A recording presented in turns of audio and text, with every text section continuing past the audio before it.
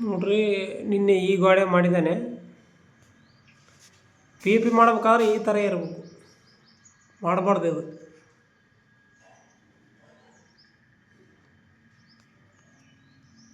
P P ಮಾಡ್ಬೇಕಾದ್ರೆ ceiling plastering ಮಾಡಬಾರ್ದು. ನಿನ್ನೆ ಇದು ಪ್ಲಾಸ್ಟಿಂಗ್ ಮಾಡಿದ್ದೇನೆ, ನೀಟಾಗಿ ಬಂದಿದೆ.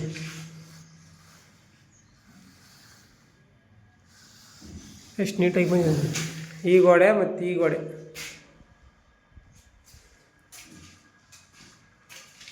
ಇದು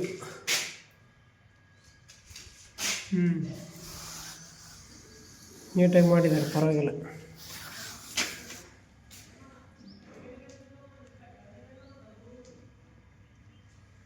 ಪ್ಲಾಸ್ಟಿಂಗ್